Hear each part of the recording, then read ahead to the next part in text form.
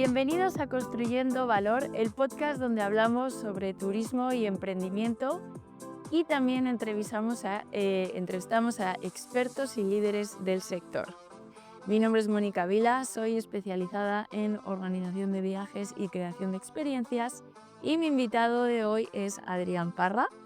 Adrián es especialista, es el punto de unión entre cadenas hoteleras y el mundo exterior a la hora de centrarse en el desarrollo y en la inversión exterior, el crecimiento y la expansión.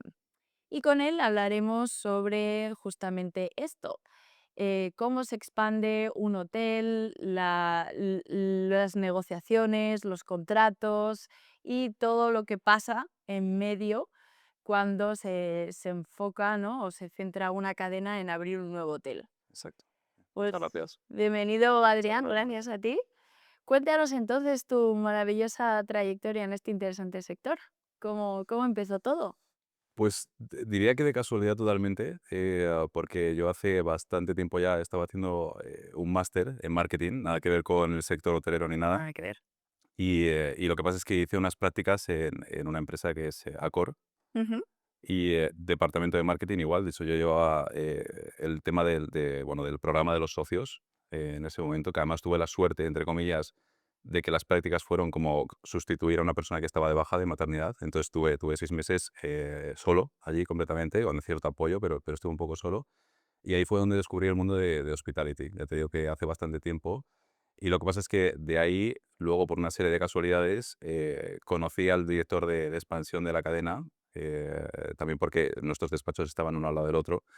Y entonces pues fuimos haciendo relación y tal, y fue cuando me enamoré del sector ahí. Qué maravilla. Y desde ahí ya has continuado tu carrera profesional, Sí, ¿verdad? más o menos sí. Ya me quedé en el mundo de hospitality 100% desde ahí. Luego ya fui pivotando hacia desarrollo a través de esta figura, de este hombre. Y bueno, y desde ahí hasta ahora, pues yo diría que más de 10 años ya. Sobre todo enfocados después de esa etapa en marketing y de otras cosas que hice justo antes de entrar en desarrollo en sí, pues casi más de 10 años Ujú. haciendo desarrollo en hospitality. Sí. Y para los que no están tan familiarizados, ¿cómo definirías el rol de un hotel investor and development manager? Pues diría que las cadenas hoteleras de alguna forma no se desarrollan por casualidad, ¿no? Tienen unos criterios y tienen que pueden ser ubicaciones, puede ser producto, puede ser un montón de cosas. Y entonces en base a esos criterios normalmente tú necesitas a alguien que sea el que te localiza las oportunidades, está en contacto con los players del mercado, etcétera. Y entonces esa persona he sido yo para diferentes cadenas, también he pasado por consultoría, etcétera.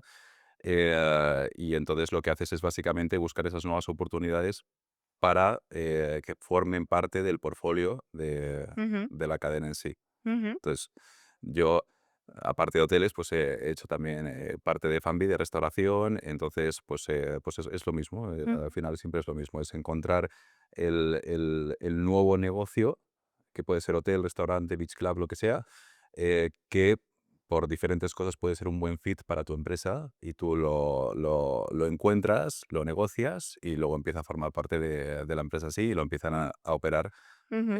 los equipos de la propia empresa. ¿Y las cadenas, a qué le suelen dar prioridad? ¿A la ubicación? ¿Al tipo de inmueble? ¿Cuáles son sus KPIs? Yo diría que de manera clásica hay una expresión que es location, location, location en el sector. Entonces la ubicación es ultra importante y bueno, y hoy en día lo sigue siendo. Lo que pasa es que se empieza a hablar desde hace relativamente poquito de crear destino. Entonces, en España particularmente, hay, por ejemplo, ¿no? Por ponerte un ejemplo, un hotel que se llama Finca Cortesín, que está entre Estepona y Sotogrande, y llama la atención porque está en las montañas, ¿no? Y es el ejemplo de cómo crear destinos. Un hotel que funciona Claro. muy bien y es una referencia de lujo.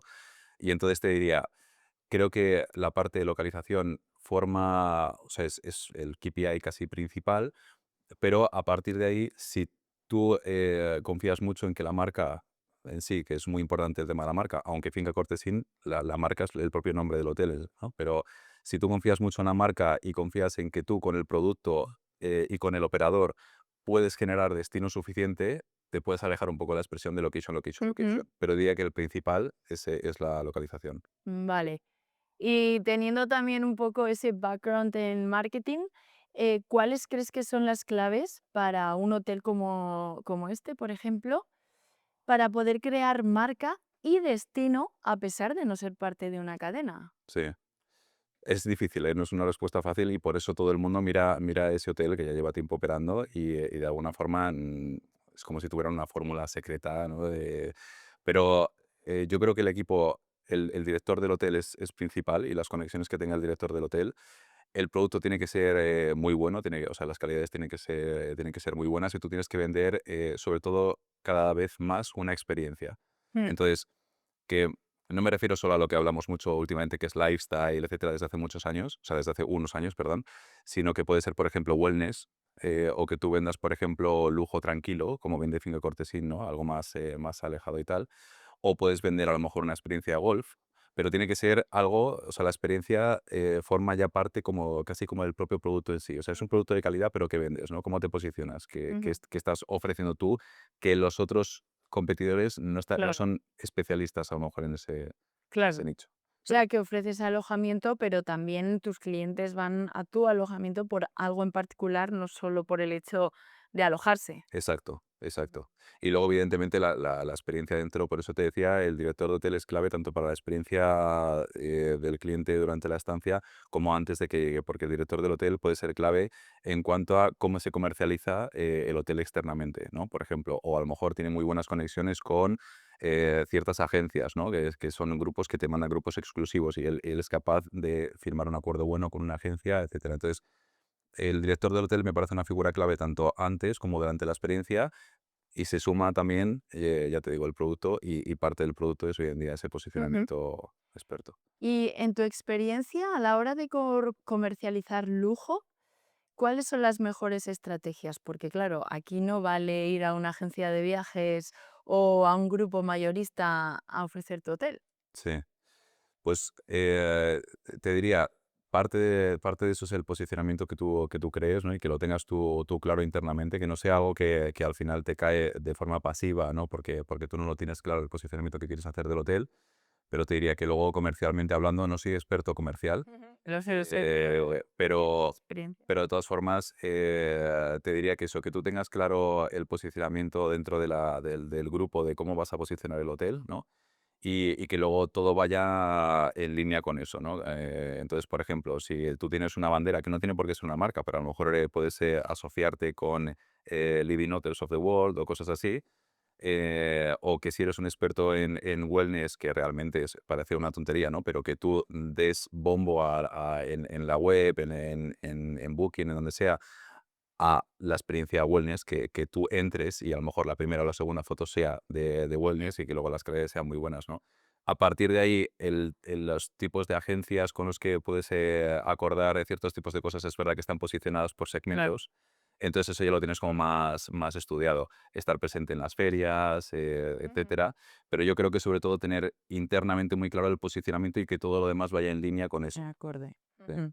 Coherencia. sí, Eso, exacto. entrevisté a también una experta en wellness y la palabra que más repetía todo el tiempo era coherencia, que lo que ofreces y tu discurso y tu storytelling, todo esté unido en una línea y tenga sentido. Exacto. Pero bueno, volviendo a las inversiones, antes has mencionado que también sabes mucho y has hecho mucho el buscar oportunidades, ¿no? Sí. Que le puedan interesar a la cadena que representas. ¿Dónde las buscas? ¿O cómo las buscas? Sí, el dónde ha ido variando, Ajá. porque yo me empecé ocupando de España y luego se fui expandiendo, ¿no? a mercados, sobre todo europeos, pero también toqué parte de Estados Unidos. Entonces, el dónde ha ido variando, pero diría, el cómo es más o menos siempre igual. Tienes que estar en contacto con ciertos actores locales, que normalmente las consultoras, que no tienen por qué ser las grandes como CBR, JLL, etcétera, que en muchos países no tienen tanta presencia. En cada país, los actores principales, que son los que a ti te funcionan para empezar a crear red, dependiendo del país, pues pueden ser unos u otros, ¿no? A lo mejor en Reino Unido sí que tienen mucho peso ciertas consultoras grandes y a lo mejor en Polonia no, ¿no? Y a lo mejor hay una consultora que sí que tiene cierta presencia y todo lo demás son consultoras a lo mejor más pequeñitas o gente que va independiente, ¿no? Entonces, la clave es conocer, estar en contacto con las personas que están en contacto con el producto en sí y que tú recibas esas oportunidades de manera constante, hacer una labor de filtrado muy fuerte y entonces ver con qué oportunidades puedes ir quedándote. Pero sobre todo el hacer la relación con las personas que sabes que están en contacto con el producto y sobre todo las personas que sabes que conocen a muchas personas. No consiste en que conozcas a todo el mundo en cada país que Claro. controlas, ¿no? Pero sí tienes que conocer a la persona que sabes o a las personas que sabes que conocen a mucha gente. Ujú. Que esa mucha gente suelen ser, para que nos entiendan, los dueños de estas propiedades, ¿no? Que luego las grandes cadenas se encargan de gestionar y montan ahí probablemente el futuro hotel o alojamiento. Exacto, exacto. Sí, pueden Ujú. ser propietarios independientes, propietarios de un hotel, cadenas pequeñitas a lo mejor locales, pueden ser promotores también que están en contacto con muchas oportunidades. Entonces, sí, ese tipo de inversores también, por ejemplo, inversores que a lo mejor en ciertos países que son más pequeñitos, a lo mejor es un inversor independiente o una family office, que ellos también están mucho en contacto con Ujú. producto. Sí. Y aquí en España, ¿cómo es el perfil de este inversor o dueño de alojamientos? ¿Se ha mantenido en el tiempo? ¿Este perfil ha ido cambiando? ¿Cuál es la situación? Yo diría que ha ido cambiando bastante. Yo, por ejemplo, cuando entré en el mundo hospitality, en España había mucha family office y había mucho propietario independiente de hotel. Evidentemente, cada vez los hoteles son más propiedades de fondos, Ujú, de diferentes tipos de fondos. Las family offices en España siguen siendo muy importantes y es curioso que vienen cada vez más family offices de fuera. Y yo creo que el perfil que se acorta sobre todo es el de propietario independiente. Entonces, realmente en España lo que ha pasado es que España era un país de mucho, o sea, el que opera el hotel es el propietario, normalmente, y es verdad que eso a lo largo del tiempo ha ido cambiando y entonces un fondo de inversión que entra en España, a lo mejor de Singapur, por ponerte un ejemplo, ellos no saben cómo operar un hotel en España. claro. Entonces ellos son dueños del ladrillo en sí y luego es otro que es el experto en operar el propio hotel. Ujú. Y ya suelen ser compañías españolas. Te diría que cada vez menos, que Cada cada vez vez menos, que cada vale. vez sí, o sea, se reduce porcentualmente. Es lo que te digo, muchas family office españolas tienen mucha presencia en el sector, pero te diría que evidentemente cada vez hay más inversor internacional. Ujú. Sí, sin duda. Sí, pero luego a la hora de la gestión, las cadenas que gestionan los hoteles, es verdad que también ha habido un aumento de cadenas internacionales. Antes no estaba Four Seasons en Madrid, no había el concepto residencial, ¿no? Hotel residencia. O sea que cada vez estamos atrayendo igual a esas tendencias que se han visto antes en el extranjero y ahora penetran en España. Sí. También yo creo que ha sido un poco un tema de escepticismo. El español creo que hay veces que es un poco escéptico, ¿no? Entonces, Vale. de alguna manera, sobre todo hace años, ahora yo creo que somos mucho más abiertos en general en ese sentido. Hace años decías, oye, ¿por qué Marriott a lo mejor me va a operar mejor mi establecimiento Claro. que, Meliá, que ¿no? Meliá o que otro grupo español? Y muchas veces es cierto, ¿eh? Muchas veces, evidentemente, Meliá es Meliá por algo y Meliá, por poner el ejemplo que hemos puesto, conoce a lo mejor mucho mejor que Marriott, ¿no? Ujú, O no, porque al final las cadenas internacionales tienen sus equipos en España claro. ya, gente experta del sector aquí. Entonces, bueno, eso de alguna forma ha ido variando, cada vez somos menos escépticos, cada vez las cadenas internacionales han ido desplegándose más en el país con equipos locales, etcétera. Entonces, bueno, eso ya de alguna forma es una competencia más de tú a tú y por destino pues cambia mucho. Madrid, por ejemplo, a lo mejor hace 10 años yo me acuerdo que en línea con lo que has hecho tú de Four Seasons había una barrera mental de que no podíamos superar los 300 euros de ADR en hoteles de lujo. Y entonces alguien a lo mejor decía, bueno, es que voy a hacer un hotel de lujo y a lo mejor hacemos 350 y te miraban como si estuvieras Anda que loco. no ha cambiado la Ha situación. cambiado muchísimo, claro, claro. Radicalmente. Y de todas formas, va un poco en línea con lo que pasa en otros sectores. Madrid se ha convertido como en un hub de lujo Ujú. también en parte indirectamente beneficiado por Barcelona, ¿no? O sea, hay varias cosas que influyen, pero Barcelona ha dejado un poco el puesto a Madrid, ¿no? En cuanto a destino internacional, en cuanto a destino de lujo, y Madrid se ha beneficiado de eso, ¿no? Ujú. En cierta parte. Entonces, bueno, y también es verdad que hay un efecto como llamada, ¿no? En cuanto entran ciertas marcas de lujo, aunque sean de retail, aunque sean luego, pues, por ejemplo, un Four Seasons dice: "Oye, si ya Claro. tengo, Louis Vuitton y tengo ciertas marcas, a lo mejor incluso de restauración, que están entrando en Madrid, pues, a lo mejor tiene sentido que yo esté". Y cuando entra Four Seasons, pues, a lo mejor una marca de restauración potente que es de Middle East dice: "Oye, si está Four Mm. Seasons, entonces es que a mí me interesa", ¿no? Entonces hay ese efecto como llamada. Total, sí, sí, porque fue entrar Four Seasons y creo que a la nada entró Rosewood también y bueno, ya el sector Sí, ha sí, sí. crecido muchísimo.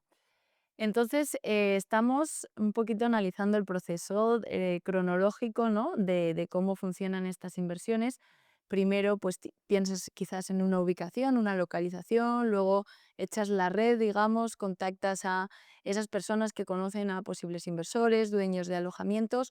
¿Cómo continúa a partir de ahí la negociación? Pues depende mucho de con quién estés hablando.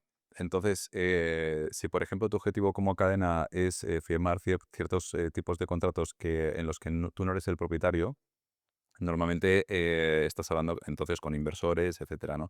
Si tú tienes la capacidad de comprar y estás hablando con un intermediario, entonces la aproximación es diferente porque por ejemplo, si tú eres el operador, me voy a poner en la parte del operador, normalmente ya del ladrillo te tienes que despreocupar un poco porque otro es el que se va a hacer cargo de eso, ¿no? Hay un inversor, hay un propietario, ¿no? Que es con el que estás hablando y ellos son dueños como del ladrillo en sí y tú de lo que te tienes que preocupar es de hacer un buen análisis operativo, ¿no? Ahí es donde pones números, ¿no? A la operación del hotel y ves si eso encaja, ¿no? Entonces, bueno, normalmente lo que haces es, cuando a ti te encaja la contraparte, que es muy importante de todas formas, que estéis alineados de mentalidad y en expectativas, si tú crees que eso sí que va como en pie, pasas a un análisis numérico normalmente para ver si eso puede tener sentido para ambos y luego ya el análisis numérico y de las condiciones va un poco en paralelo, ¿no? Entonces empiezas a negociar un poco la parte legal y los números a la vez, ¿no? Ujú, Para ver pues, qué forma le das, con qué tipo de contrato y qué condiciones va a tener esa forma contractual.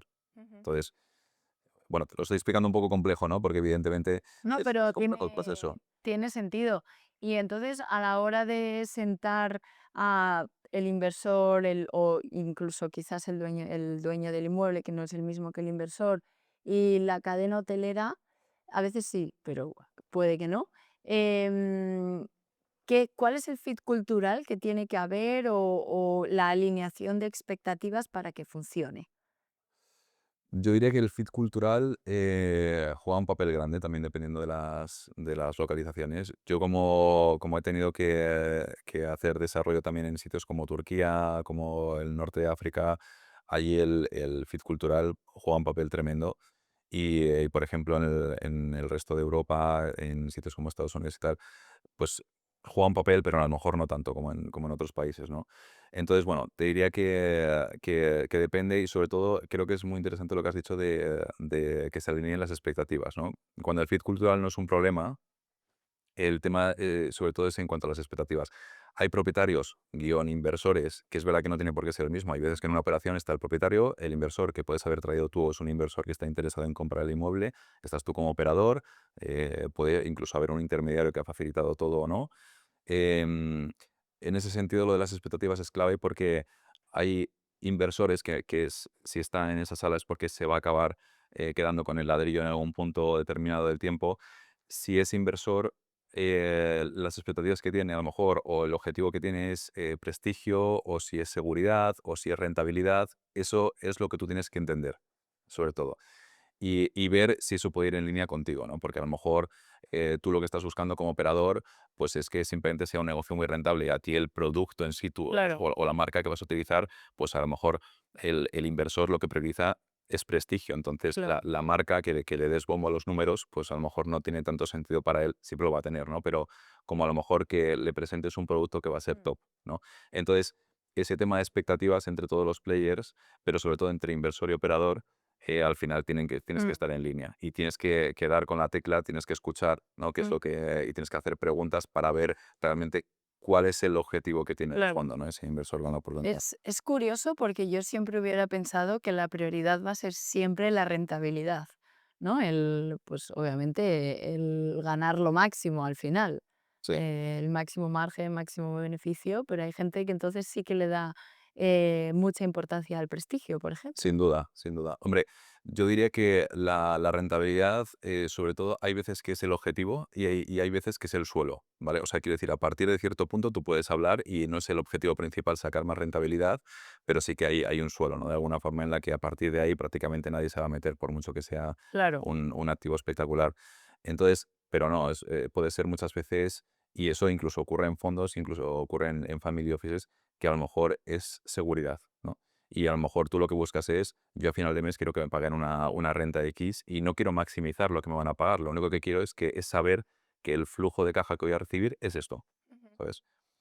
O, por ejemplo, hay gente que a lo mejor se quiere arriesgar más y dice, oye, yo asumo más riesgo, todo va un poco de quién se queda con el riesgo aquí, ¿no? claro, Asumo más riesgo a cambio de que potencialmente yo pueda recibir más flujo de caja y entonces ahí la prioridad sí que puede ser la rentabilidad. vale, vale. O a lo mejor simplemente es lo que te decía de prestigio, ¿no? De decir, oye, asumo una rentabilidad muy bajita Mm, porque el activo que yo estoy comprando es muy bueno, ¿no? A nivel activo en sí, ¿no? O sea mm, que ahí depende un poquito, no siempre el claro. objetivo es la rentabilidad en sí. Hombre, tiene sentido porque de hecho hay ciertos hoteles que se ubican en ciertas localizaciones como porque tienen que estar, ¿no? Quiero decir, si está en la competencia y si están esas otras marcas, aunque no sea el hotel más rentable de todo el portfolio, es como que tiene que estar en esa ubicación. Entonces puede ser un caso ahí que sea prestigio, posicionamiento y que no sea rentabilidad como tal. Sí, exacto, exacto. O sea, hay veces que tú como cadena, a lo mejor te pesa mucho el nombre de la localización y a lo mejor tú eres una cadena lifestyle y quieres estar en Mykonos. Y tú sabes que en Mykonos, pues tú, a lo mejor la rentabilidad va a estar un poco más comprometida. O como inversor, a lo mejor dices, no, es que mi primera inversión internacional quiero que sea en una isla griega, por ponerte un ejemplo, Ujú. puede ser en otros Sí. sitios o al sur de Francia o lo que sea, porque tú vas a pagar rentabilidad, vas a estar más bajito a cambio del nombre del destino, ¿no? Ujú. Y entonces, de alguna forma, es como un tema que casi tendría que ir en el presupuesto de marketing, ¿no? Ya. En sí, porque tú estás comprando ese nombre a cambio de dinero al final. ¿Y durante cuántos años se suelen firmar estos contratos? Bueno, hay dos temas ahí. Es cuánto tarda el contrato en firmarse desde que empiezas a negociarlo y cuánto dura el contrato luego Claro. después. Y curiosamente va un poco, pero es que una casualidad, una cosa con la otra. ¿Así? Sí, porque, por ejemplo, por ponerte ejemplo, los contratos de alquiler, los contratos de arrendamiento, normalmente em, son a más largo plazo que los contratos de gestión. ¿Vale? Los contratos de gestión suelen ir también un poco más a largo plazo que los de franquicia. Y luego cada uno tiene un tiempo de negociación. Entonces los de franquicia a lo mejor puede ser una negociación relativamente fácil. Los de gestión se complica más. Vale, a ver, para los que no están muy enterados, dinos la diferencia entre el de gestión y el de franquicia, para ubicarnos. Vale. Cuento la diferencia entre los tres, si te parece. Venga. Franquicia, gestión y arrendamiento porque van muy relacionados. Esto es como lo que decía antes de quién asume el riesgo, ¿vale? Básicamente. Y quién se ocupa de la explotación del hotel. Cuando asumimos que el propietario del hotel no es el mismo que lo va a explotar como negocio, que el propietario del edificio no es el mismo que luego va a gestionar el propio hotel, que esa distinción ya prácticamente siempre existe. A nivel explotación del hotel, entre otras cosas, porque luego nos hemos inventado fórmulas entre ellos, tienes tres tipos de contratos sobre todo, que es el de alquiler, el de gestión y luego la franquicia, que juega un poco diferente, ¿no? Ahí. Em, el alquiler normalmente es, tú asumes como operador del hotel más responsabilidades, porque de alguna forma esto es como cuando alquilas una casa, ¿no? Cuando alquilas la casa, tú eres responsable de todo lo que pase dentro de la casa, ¿vale? Correcto. Hay veces que tú puedes negociar con tu casero si la lavadora se estropea, si lo arreglas tú o lo arregla el casero, y esto es lo mismo con hoteles.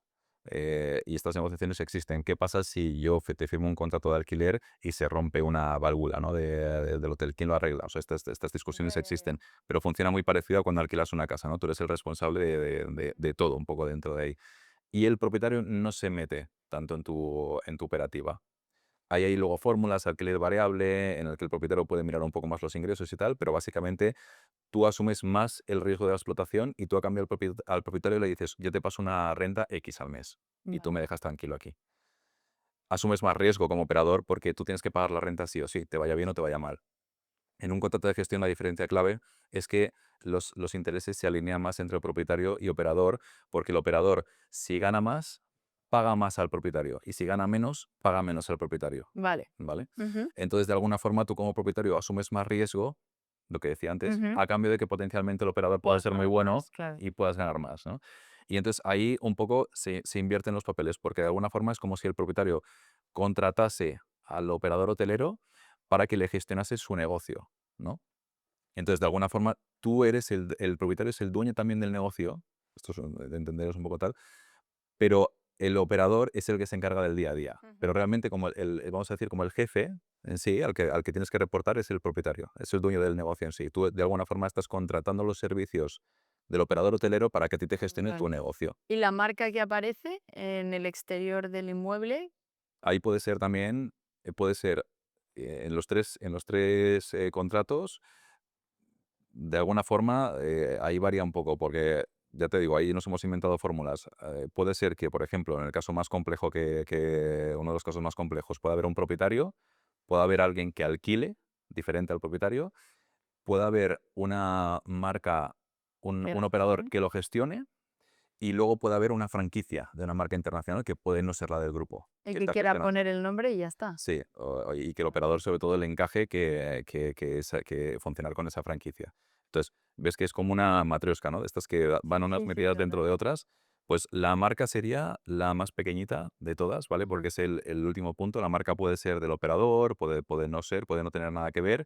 Y en una, por ejemplo, en una franquicia, tú lo que estás haciendo básicamente es pagar por un expertise y por el nombre de una marca, ¿no? Que te ponen en el hotel, y luego tú tienes que seguir unas guías para poder formar parte de esa marca, etcétera, pero esa marca puede no tener nada que ver con la gente que luego está dentro del hotel operando. La gente que está dentro del hotel tiene que seguir el estándar de la marca, pero de alguna forma. Sí, una franquicia. Exacto, Mm. exacto. Tienes que Eso es. acomodarte a los protocolos y seguir un poco las reglas que ellos te marcan dentro de unos límites, ¿no? Luego tienes un poquito de espacio, pero digamos que las opciones ahí de innovar o cambiar son limitadas porque las franquicias por lo general, para mantener su marca, sus estándares, su posicionamiento, ya te dice muchas de las cosas que tienes que hacer y sobre todo cómo tienes que hacerlo. Exacto, Mm. exacto. Entonces, bueno, simplemente por relacionarlo con el tema del riesgo, si tú eres el operador y tú tienes las marcas, si tú la das en franquicia es poco riesgo para ti, porque simplemente si el hotel va bien o no va bien, tú no estás explotándolo. Si tú haces un contrato de gestión, ya asumes más riesgo, porque si la operativa va mal, te van a apuntar a ti, pero de alguna forma puede ir mejor o peor, y eso es lo que has acordado con el propietario. Oye, los dos nos la jugamos. En un contrato de arrendamiento asumes más riesgo como operador, porque tienes que pagar sí o sí, pase lo que Claro. pase, y el máximo riesgo es lo que decíamos al principio, ladrillo, que tú Ujú. seas el dueño del ladrillo, más la operativa del hotel. Claro, Ese es el máximo riesgo. totalmente. Pero bueno, si va bien, también máximo beneficio, ¿no? Exacto, Esto es como todo. exacto, exacto. Y hablando de matrioscas y negociaciones, ¿tienes en mente alguna negociación que fue dura y frustrante, pero que conseguiste sacar adelante o alguna anécdota que nos puedas contar? Yo te diría, en este tipo de negociaciones no hay negociación fácil. Ujú. Puedo Em, imaginar. entonces, pero te diría que curiosamente de las más duras, o sea, habiendo negociado con fondos de inversión, habiendo negociado contratos complejos de arrendamiento, de gestión, habiendo participado en compraventas que son durísimas, pero son durísimas sobre todo por la parte de due diligence, de un poco la parte de investigación de lo que tiene un hotel por detrás, más que la negociación en sí, y eso que normalmente implican muchos más millones. Normalmente las negociaciones más duras que he tenido han sido negociando franquicias. Y negociando franquicias normalmente con operadores o con propietarios de hotel más pequeñitos. Ah, vale. Porque de alguna forma para ellos es como ellos en su mentalidad Claro. tienen una forma de hacer las cosas de hace mucho tiempo, y de alguna forma tienen una sensación como de pérdida de control y de tener que empezar a seguir los criterios de una marca y demás. Entonces, Explicar franquicias y negociar franquicias a propietarios independientes o operadores pequeñitos de hoteles es lo más duro que he tenido. Sobre todo porque normalmente eso coincide con que generalmente o muchas veces son familias. Ujú. Entonces, familias a veces, no siempre, pero a veces que implica pues que hay varios hermanos, uno piensa una cosa, otro piensa otra. Claro. Y yo he llegado a estar sentado en una mesa con 10 familiares distintos, ¿no? Para una Wow. negociación de un hotel en la costa y yo explicando cómo funcionaba un contrato de gestión. Lo que pasa es que luego se convirtió en franquicia, por eso lo Claro. relaciono con negociación difícil de franquicia. Pero claro, explicar una franquicia a un hotel en Benidorm de una cadena internacional francesa, pues no se entendía muy bien. Y cada uno, ya te digo, tenía una idea diferente en Claro. mente. Claro, Entonces, claro. pero bueno, y desatascar eso, pues es difícil, ¿no? De alguna forma, eh, tienes que intentar separar lo máximo posible a los miembros clave de separarles en el sentido de que hablar con ellos independientemente, porque cuando hablas en grupo es imposible ponerte de acuerdo. Ujú. Entonces, esa ha Vale, sido la vale. forma que yo entendí para desatascar O sea, que ciertas te ha situaciones. funcionado primero como tener conversaciones independientes, ¿no? Ver un poco cuál es la prioridad de cada uno y de algún modo intentar buscar una solución común. Exacto, porque cada uno tiene unas preocupaciones diferentes. Entonces, hablarlo en una sala donde hay 10 personas es muy difícil. Ujú. Entonces, por ejemplo, yo perdí mucho tiempo y siempre se me va a quedar, más que una negociación exitosa, a mí se me han quedado las negociaciones en las que he invertido muchísimo tiempo y luego no lo conseguí y aprendí mucho de ellas, porque en una negociación en Córdoba me pasó justo eso, una familia, tres hermanos, y yo hablaba con uno de ellos que entendió muy bien el tema de la franquicia, pero yo no tenía acceso a los otros dos hermanos, luego hablaban entre los tres. Entonces, los otros dos hermanos no lo entendía bien. Y el problema es que, aunque uno de ellos fuera el que era más pro franquicia, el que estaba más un poco de mi lado, vamos a decir, luego él era el intermediario de alguna forma a la hora de explicar la información, entonces cuando se reunían los tres, si uno de los hermanos decía, oye, ¿y esto por qué es? Pues él a lo mejor, con la mejor intención, pero no sabía explicarlo, ¿no? Entonces se atascó muchísimo y ahí perdí muchísimo, perdí casi 2 años negociando Wow. con esa familia, cuando en realidad a lo mejor si me hubiera podido reunir con los tres y decir, oye, ¿qué es lo que te preocupa? A lo mejor hubiéramos avanzado o no, porque a lo mejor Claro, hay una preocupación que yo no puedo darte solución claro, a eso, claro. pero hubiera sido diferente. Sí.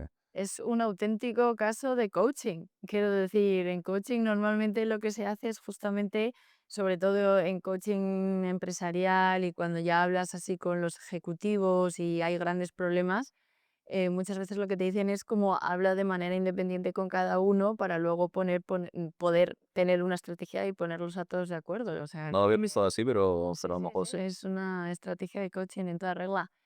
Y entonces has mencionado que más 2 años o más pueden durar estas negociaciones y luego ese es más o menos el tiempo que dura el contrato.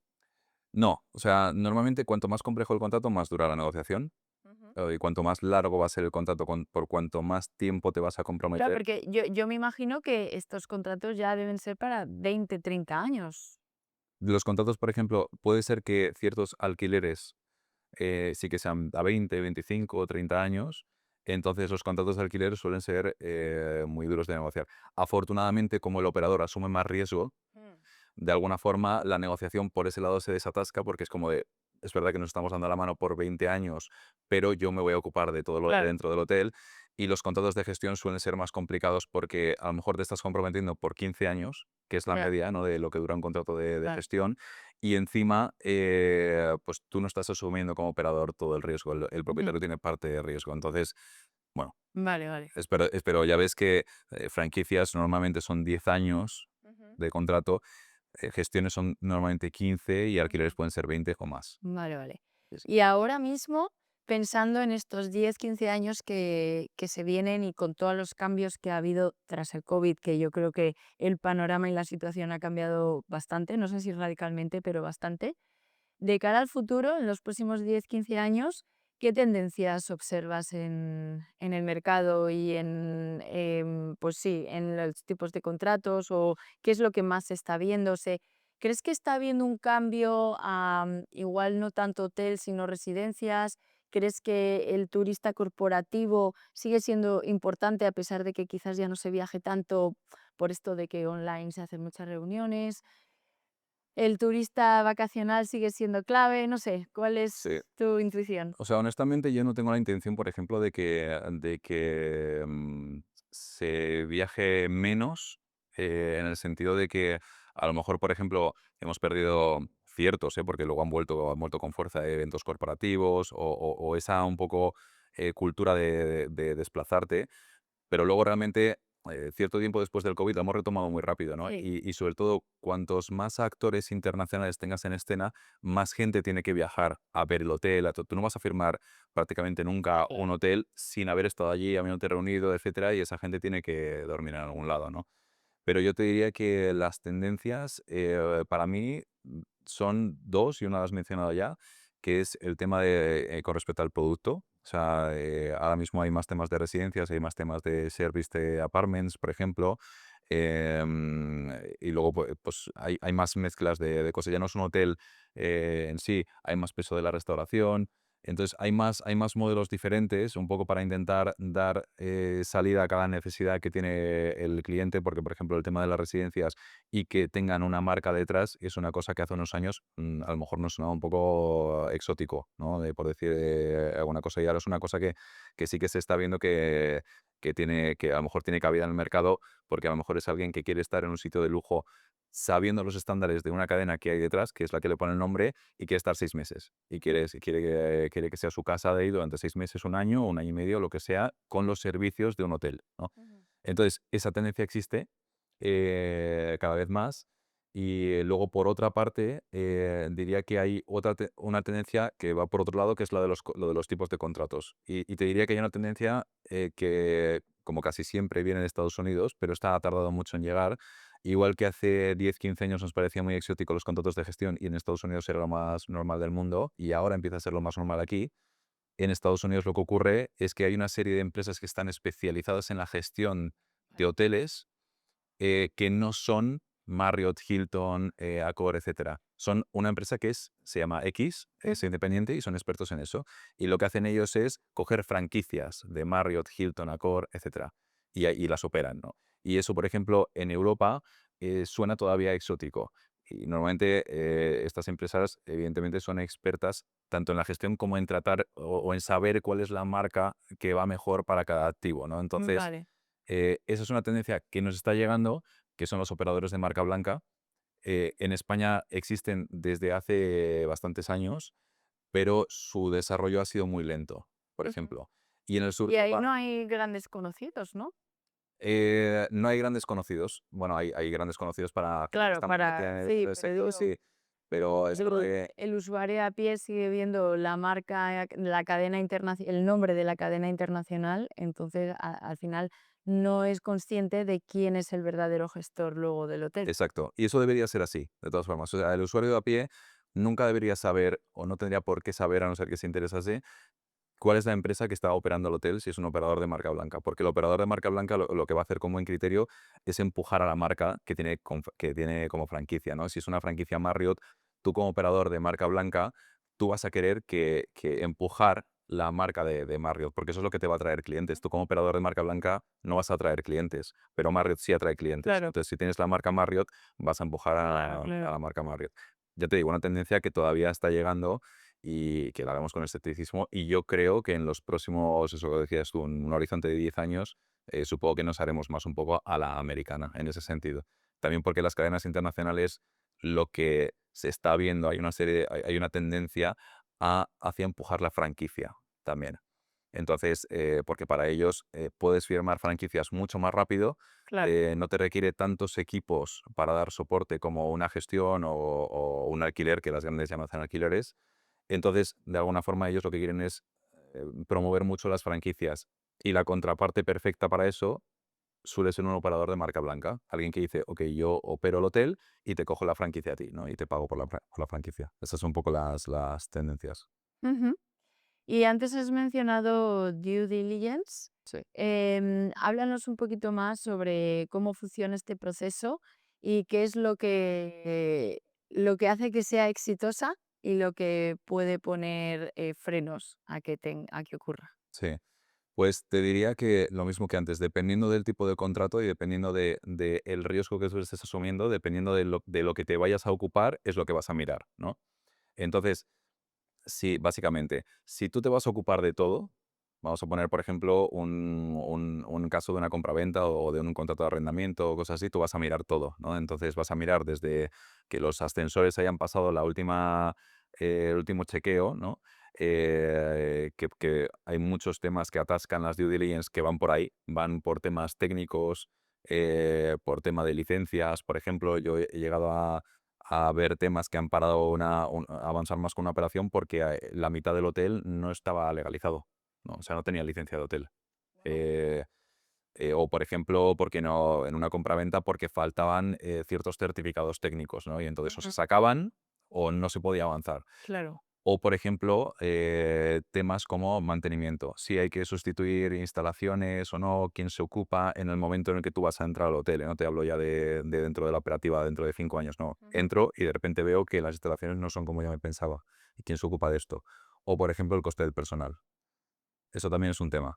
Es un tema. Hay antigüedades, hay tal, hay gente con la que tú idealmente te querrías quedar y a lo mejor no se puede, o al revés. Entonces, todo eso es lo que puede paralizar Claro. o cancelar una operación Ujú. directamente. Sí. Claro, porque igual el operador que entra quiere prescindir de alguno de los empleados, ¿no? Sí, o hay veces que de todos. Cambiar la plantilla Cambiar la completamente. plantilla completamente. A lo mejor normalmente va relacionado con que tú a lo mejor quieres hacer una reforma que va a durar un año o un año y medio. Y de alguna manera el operador puede considerar que la plantilla es más difícil que una plantilla que lleva a lo mejor 20 años en el hotel aprenda cómo se tienen que hacer las cosas acorde al operador o no. O a lo mejor hay operadores que dicen, oye, sí, pero de alguna forma, tú quieras o no, tú sabes que es un riesgo Claro, para y ti. que tiene que estar en la negociación, es un tema, Exacto, vaya. exacto. Ujú. Tiene que estar en la negociación. Ya, ya. Y la relación con las instituciones públicas y en general las entes públicas, ¿cuánto también te pueden ayudar? ¿Te pueden frenar? Quiero decir, por ejemplo, en este caso que has puesto de que la mitad del hotel no tenía la licencia, ¿suelen ayudar tipo los gobiernos, ayuntamientos, etcétera, a expeditarlo, ¿no? O al contrario, Pues te respondo muy fácil. En el que no tenía licencia, como estaba ayudando ese, vamos a decir, gobierno local, era haciendo la vista gorda. ¿vale? Es un caso muy extremo, ¿no? Porque normalmente lo que pasa es que hay gobiernos que ayudan mucho. Por ejemplo, en España da la casualidad que las zonas que más se están desarrollando, como puede ser un Valencia, como puede ser un Málaga, han ayudado mucho y son muy ágiles. Y luego, curiosamente, pues, a lo mejor, por ponerte un ejemplo, puede haber mucha diferencia entre lo ágil que puede ser en Valencia versus un Alicante, ¿no? Aun Ujú. estando, pero a lo mejor te pueden poner más pegas en uno de los dos. Y luego tenemos, por ejemplo, el caso de Barcelona, ¿no? Sitios en los que hay Claro. moratoria, que puede ser oficial, como es el caso de Barcelona, o puede ser una moratoria no oficial, que básicamente es que el ayuntamiento X no emite más licencias y no es oficial, pero simplemente tú sabes que no te la va a emitir. Pues te puede ayudar muchísimo y puede ser todo muy ágil. Puede no ayudarte mucho, puede ser muy lento y simplemente retrasar todo, o puede significar que tú no puedas hacer la operación allí Ujú. directamente.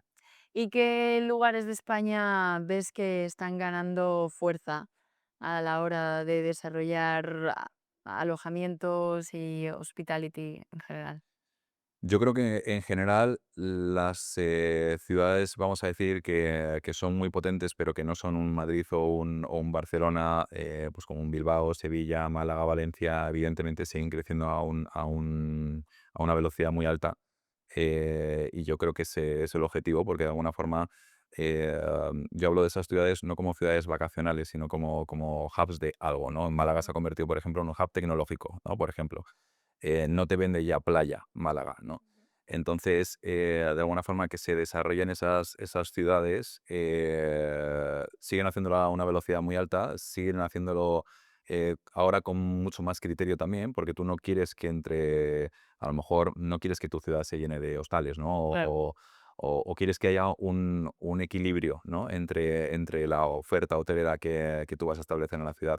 Y yo creo que se está haciendo muy buena labor en esas ciudades que no son Madrid y Barcelona, pero que son ciudades muy potentes sin que nos basemos en lo que nos habíamos basado siempre, que era sol y playa, Ujú. ¿no? Porque Total. evidentemente las Canarias y las Baleares se siguen desarrollando. En ciertas islas ya hay moratorias, ya no puedes hacer cierto tipo, sobre todo de proyectos. A lo mejor te dicen, oye, un proyecto de 5 estrellas, sí, proyecto de menos de 5 estrellas, no te voy a conceder licencia, ¿no? Em, pero bueno, ya te digo que para mí esas ciudades potentes, que no son Madrid y Barcelona, se siguen desarrollando muy bien y con una oferta que es Ujú. muy buena, que no es ese sol y playa. Entonces, por lo que acabas de decir, en cierto modo es beneficioso para el destino que no se desarrollen alojamientos por debajo de las 5 estrellas, pero por otro lado caemos en el riesgo de que el turismo en general se convierta en una actividad de lujo completo. Ujú. Porque al final, si deja de haber hostales o si deja de, bueno, siempre habrá apartamentos, pero si deja de haber hostales o hoteles de menor categoría, solo podemos acceder a los 5 estrellas que ya te imponen su tarifa, se va a convertir en el turismo en una actividad de lujo puramente. Sí, diría que es algo que de alguna forma está pasando en muchos sectores, ¿no? Que no son solo el turismo, pero yo diría, por eso te mencionaba antes, el equilibrio. El problema es que en España partíamos de una base que era queremos turismo de volumen. Vale. Entonces estamos muy acostumbrados a hacer hoteles económicos y hoteles grandes, ¿no? En los que metíamos a muchos turistas, ¿no? Y luego ha venido lo del tema del Airbnb, etcétera. Ahora, como partíamos de esa base, ahora estamos un poco como virando, ¿no? Hacia la parte, sobre todo en algunos destinos, de oye, quiero más destino de lo que llamamos de calidad, ¿no? Que no tiene por qué ser un 5 estrellas, a lo mejor pueden ser un 4 estrellas, pero muy bueno, ¿no? Algo que sea todavía a lo mejor asequible o sí que pasa ya al rango lujo, pero tú quieres de alguna forma un equilibrio y lo único que pasa en España es que partíamos de una base que era de volumen barato. Ya, ya, ya. Entonces por eso vamos más tema Ujú, de hacia el lujo, hacia los 5 estrellas y tal, porque no teníamos eso en ujú, España antes, no había lujo de verdad en ujú. España y ahora cada vez lo tenemos más. Vale. Y mirando un poco hacia el interior, dejando la costa y la playa, ¿cómo ves la zona rural? ¿Crees que ahí las grandes cadenas, marcas, franquicias se fijarán en algún momento en las zonas rurales y empezarán a desarrollar estos lugares? ¿O crees que la costa va a ser siempre la costa y no hay espacio para desarrollar la ruralidad? Pues yo te diría que depende. Creo que cada vez hay más cadenas que a lo mejor no son las gigantes, que sí que son expertas en ese tipo de activo y que a lo mejor sí que pueden mirarlo. Y cada vez hay más players, vamos a decir, los que son expertos en eso. Pero tú tienes un problema de base con los hoteles rurales, que es que normalmente no tienen grandes capacidades. Entonces, si diera la casualidad de que es un hotel rural que a lo mejor tiene 80 habitaciones y tiene buena afluencia de turistas, es probable que la cadena internacional ya lo tuviera en su mapa. El Claro, problema es que ahora mismo pues, es un hotel rural que a lo mejor tiene 14 habitaciones. Entonces, claro. la cadena lo que mira es, si yo pongo mis costes como cadena, Nunca le va a sacar rentabilidad. claro, nunca le va a sacar rentabilidad. Hay ciertos modelos, como el tema de pues, glamping, de cosas, nos estamos inventando cosas nuevas, em, pero todavía no estamos atacando tanto esa parte rural, pero ya te digo que es más por la característica Ya. del activo en Ya. sí Mm. que porque a las grandes cadenas rural les suene a chino, Claro. de alguna forma. Claro, y entiendo que ya no desarrollan desde cero, ¿no? No construyen inmuebles desde cero. Las grandes cadenas no, no. O sea, las grandes cadenas han reducido su riesgo y por eso te digo, cada vez más están Ya. empujando la parte de gestión o incluso la parte de franquicia, porque Ujú, ellos no quieren ni siquiera alquileres. O sea, ya no es no quiero construir, ujú, es no quiero asumir el riesgo de un alquiler. ya. Y que creo que es una buena distinción porque realmente tú como cadena hotelera o como operador hotelero, tú normalmente no eres experto en construir o no Claro, eres claro. experto en el ladrillo. De hecho, normalmente el experto en el ladrillo ni siquiera normalmente es experto en construir, que son a lo mejor un promotor o un Sí, constructor. justo. Ujú, Entonces, bueno, los papeles se están diferenciando cada vez ujú. más en ese sentido. Y si dejamos a un lado las cadenas para family offices, pequeños inversores X, ¿ellos sí se están fijando más en las zonas rurales o igual, por el hecho de que la capacidad no es tan grande, no es ya algo que les pueda interesar? El problema es que no te salgan los números normalmente afecta a todos. Ok. Ajá. Entonces, ¿qué pasa? Pues que lo mismo con family offices, normalmente, ¿cuál es tu problema? Que los números ya es difícil que te salgan y encima tú como family office normalmente no vas a operarlo tú, lo va a operar otro que tiene un coste. Entonces, sigue siendo igual de difícil que te salgan los números. Una cosa que sí que puede un poco ser un poco disruptor en el mercado es que como ahora los costes de construcción son tan altos, eh, todo tipo de inversor se está fijando ya en productos que ya están construidos. Entonces, potencialmente sí que puede haber más vista a un producto que esté a lo mejor un poquito más deslocalizado mientras tú no lo tengas que construir en una mejor zona, porque el coste de construcción, aparte de ser un riesgo y tiempo Mm, y demás, ya te cuesta casi más construir un hotel que comprar uno a lo mejor un poco más deslocalizado, claro. Mm. aunque sea más pequeñito o tenga ciertas características. Y por ejemplo, si hay que reformar un alojamiento o un inmueble, ¿quién suele asumir los costes de eso? De la reforma en sí, Ujú. depende. También, ¿no? Es que Del depende. contrato. Pero normalmente en contratos de alquiler, que son los más problemáticos, se suele hablar y suele ser o se ocupa el propietario o se ocupa 50-50 o hay cierto reparto, ¿no? A lo mejor tú como operador te puedes ocupar de la parte, potencialmente, de la parte que se ve, y el propietario tú le pides que se ocupe de la parte que no se ve, Claro. ¿no? O puede ser que se ocupe siempre el propietario. Generalmente es una cosa que es más del propietario, porque de alguna forma, si el propietario luego cambia al operador, si tú de alguna forma estás asumiendo la obra, que luego se va a quedar otro, ¿no? Entonces el propietario es el que generalmente asume el coste de la reforma. Ujú. Muy bien, bueno, estamos llegando ya al final. Te voy a hacer ya las últimas preguntas. Y la primera de ellas sería, si tuvieras un cheque de unos 3 o 4 millones de euros, ¿en qué lo invertirías?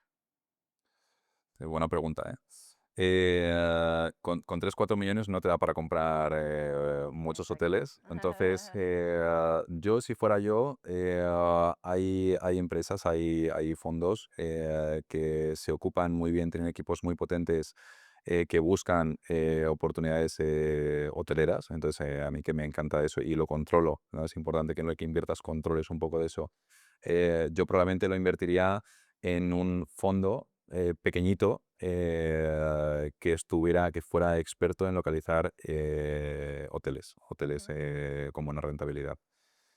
No tengo una respuesta de qué tipo de activo, dónde, etcétera, porque yo estaría confiando en que sus equipos lo pueden buscar y pueden encontrar esas oportunidades. Y ya te digo, con 3 4 millones, si me dijeras 50 millones, a lo mejor te Claro, respondería claro. otra cosa, pero Bueno, y con 50 millones, entonces, ¿qué me dirías? pues con 50 millones ahí ya entra mi criterio personal, ¿no? Ahí, por ejemplo, depende mucho de la oportunidad. No hay una oportunidad que sea la perfecta, de alguna forma, o no hay una localización que sea la perfecta o un tipo de activo, sino que lo invertiría en algo que cumpliese un poco todo, ¿no? Que para mí, de todas formas, son normalmente ubicación, evidentemente, el operador, la marca, sobre todo esos tres, ubicación, operador y la marca, si te encajan, normalmente tus 50 millones van a estar bien invertidos. Y eso puede ser en un Madrid o puede ser a lo mejor en un sitio mucho más deslocalizado. No hay una respuesta correcta, hay una serie de cosas que tienen que ser tu checklist. Ujú. ¿Y cuál es para ti la fórmula del éxito en hospitality? Qué buena pregunta. Yo creo que siempre o en muchísimos puestos, yo creo que es estar en contacto con la gente, sobre todo adecuada. Evidentemente a mí eso me ha ayudado muchísimo, entonces, pero te diría que creo que puedo ayudar en general. Em, por lo que te decía al principio, yo creo que no tienes que estar tú en contacto con todo el mundo, pero sí tienes que estar en contacto con la gente adecuada que normalmente conoce a la gente que te puede ayudar, ¿no? O sea, todo, sé que es una frase que se repite mucho, pero todo va de las personas, ¿no? Y cuando tú quieres desarrollarte, siempre hay una serie de personas detrás de eso. Y si tú estás en contacto, tienes una buena red, creo que Así es. puede ayudarte muchísimo. Ujú. Sí. Y en lo personal, ¿quién te inspira o a quién admiras? Qué buena pregunta. Hay ciertas personas del sector, no te diría nombres concretos porque para mí son una mezcla de cosas, pero yo evidentemente me fijo, más que en personas, me fijo más en cómo se mueven como instituciones. Luego es Mm. verdad que tengo cierta gente del sector que me inspira mucho, parte de la red que te decía, ¿no? Gente que me inspira mucho, sobre todo gente a lo mejor más mayor, gente más joven, ¿no? Depende un poco. Pero también me fijo mucho en lo que van haciendo más instituciones, vamos a decir, ¿no? Y eso puede ser, pues, consultoras. Me fijo mucho en lo que escriben consultoras, por ejemplo, sobre el mercado. Entonces, bueno, es una mezcla de cosas. Gente que admiro de mi red, más joven y a lo mejor con más experiencia, más sigo mucho lo que van publicando y lo que van encontrando, ¿no? Para saber cuál es el consenso, consultoras, etcétera. Ujú. ¿Y qué sueles leer para estar al día de todos estos movimientos, cambios, etcétera? Muy relacionado con eso, muy relacionado con lo que publican las consultoras. Me gusta mucho ciertos informes que, por ejemplo, hay una que se llama MKG, Hospitality On, que hace muy buenos informes. Más que libros en sí, yo te diría que, ah, que de alguna forma para estar puesto y al día en el sector, tienes que seguir un poco los informes que van publicando las grandes para saber el consenso. Evidentemente, de lo que más aprendes es de gente, de propietarios, de inversores y tal, en conversaciones más de pasillo, Claro. o en ciertas, incluso cuando vas a conferencias, aprendes muchas veces, otras no, pero en conversaciones de pasillo con ellos, de lo que están viendo, de cuál es su experiencia, etcétera. Y luego, evidentemente, para saber el consenso, lo que publican las consultoras, el informe de Hospitality On o, por ejemplo, Skift, ¿no? Pero ya te digo, eso es más para el consenso, para saber la realidad, Ujú. inversores sobre todo, propietarios, y en conversaciones de tú a tú. Total.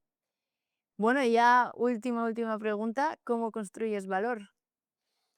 Pues yo quiero pensar que lo hago de dos formas distintas, ¿no? Relacionado con lo que te decía de la red, me gusta mucho conectar puntos. Entonces, eso significa que muchas veces, incluso en operaciones en las que yo acabo no participando, me gusta poner en contacto, si la oportunidad es buena, me gusta poner en contacto a las personas que creo que la pueden hacer prosperar.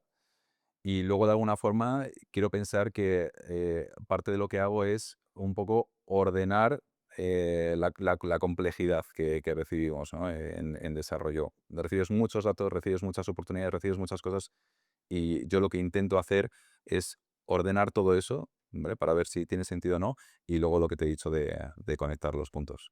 La verdad es que es fascinante, debe ser una adrenalina constante, Sí, ¿no? sí, sí, sí. El no saber qué esperar, qué va a pasar, qué te van a pedir mañana, si va a salir, si no va a salir. Sí, pero yo creo que es muy bonito también y en No, no, desarrollo, total. en desarrollo de alguna forma yo siempre digo que eres como el delantero del equipo y de alguna forma cuando marcas goles pues parece que eres la bomba y cuando no marcas goles pues parece que no eres Sí, bueno, ¿no? Independientemente de tu capacidad de negociación de tu red, claro. todo.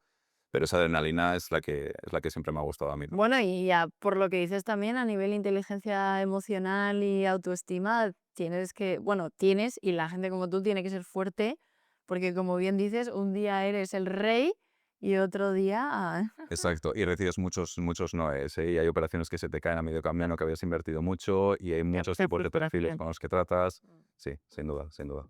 Pues un placer, Adrián. No sé si te gustaría añadir algo más. El momento es ahora. Sí. No, yo creo que eso, que lo que he comentado, yo creo que esa cultura de conectar puntos, aunque tú no participes en la operación en sí, en la oportunidad, yo creo que es clave y a mí me encanta también cuando me lo hace mi red. Y bueno, que de todas formas que muchas gracias por haberme invitado, que ha sido muy interesante. Gracias. Y yo creo que hemos tocado todos los palos, o sea Si que no, los hemos quedado a gusto. totalmente, totalmente. Pues muchas gracias, Adrián, y muchas gracias a todos los oyentes que nos escuchan semana tras semana. Como siempre, dejaré la información tanto de Adrián como la mía en la descripción y nos vemos la semana que viene. Gracias. Gracias.